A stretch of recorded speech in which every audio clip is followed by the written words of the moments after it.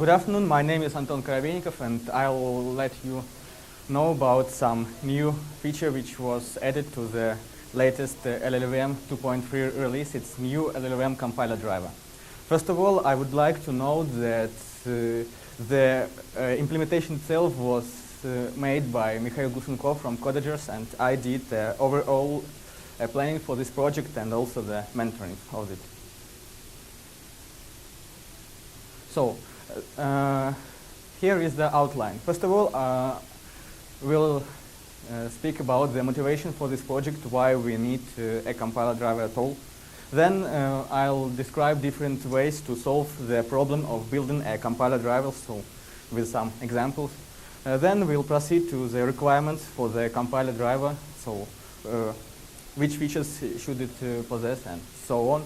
Then I'll give a short outline of the high-level overview of the llvmc2 compiler driver, and in the end I'll proceed to low-level details of the compiler driver infrastructure, so everyone can try to build a some custom compiler driver by itself.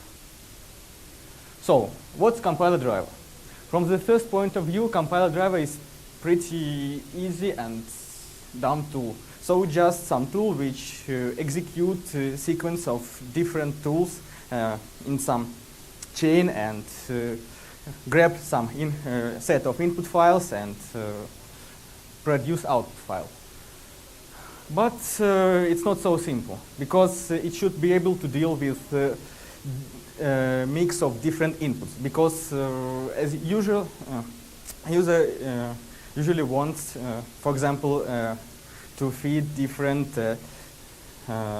input files to the, for example, to the C compiler. So we usually see the mix of C sources, the object files, the libraries, and so on in the input. And compiler driver should be able to deal with all these files and select a proper way of compilation for all these files. So also, as there can be many different tools in the compilation pipeline, and all these tools can have their own set of different options. The compiler driver should know about all these tools and all these options in order to dispatch all needed options to the correct tool and nothing more. And also, there are many other small and not so small things. For example, it should know about the creation of some temporary files and invocation of different tools and so on. Why we need compiler driver at all at the LLVM? First of all, LLVM is pretty huge. It contains many different libraries, and many different tools can be built on top of these libraries. We also have many tools shipped with the LLVM itself. And also LLVM is flexible.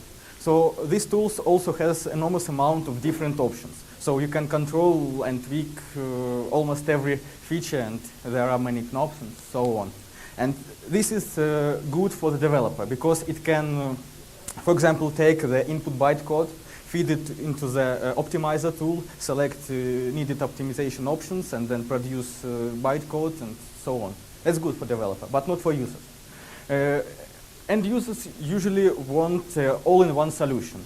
So they don't want to deal with mix of different tools and invoke each tool with all those specific arguments. Usually users want all-in-one solution. So they have their normal compiler, and they want just a drop-in replacement for their own compiler. So everything should work out of the box. And this this was one of the motivation for the compiler driver, because we want to substitute the GCC with all the LLVM tools. So, for example, on the Linux platform, we don't have currently the link time optimization, because the linker support needs linker needs to know about bytecode format, how to glue the things together, optimize them, and so on. And this was done on the Darwin platform, but not on the Linux.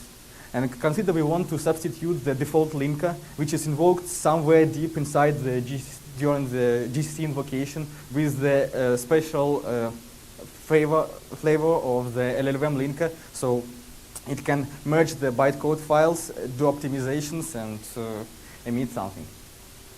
This is a small example how the compilation pipeline can look like. For example, we always have many possibilities. Consider, for example, we have a C source file. We can compile it via different ways currently.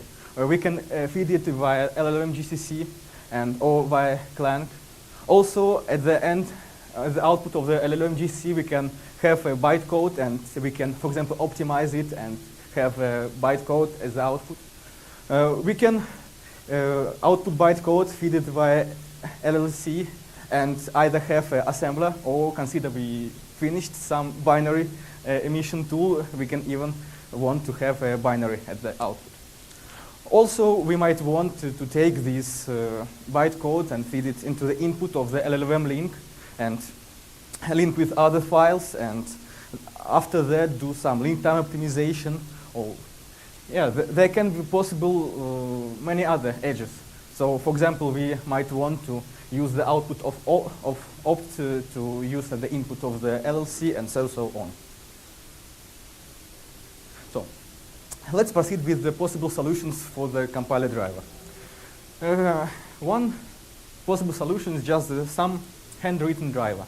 The typical example for this is the Apple GCC's driver, which used it to select different GCC variants for different platforms. So you can, at the same time, for example, compile the code for the x86, for the PowerPC, and so on, and then glue things together to get one universal binary, and so on. Well, this approach works fine in its own field, but nowhere else. So it's not flexible at all, and we cannot use it in general. Another bad variant is the old LLVM Compiler Driver, because it was too weak and has only limited set of features. So previously you have just some compiler, linker, and nothing more. So all these approaches are not suitable at all. GCC currently uses some special language for describing the compiler driver. It's called specs. In general, this approach works, but the syntax of this language is a little bit ugly. So if anybody tries to work with it, knows what I'm thinking about, what I'm talking about. And also, the problem is when you need to add some, for example, command line option, you need to introduce changes into different parts of the compiler. So it's not usable at all.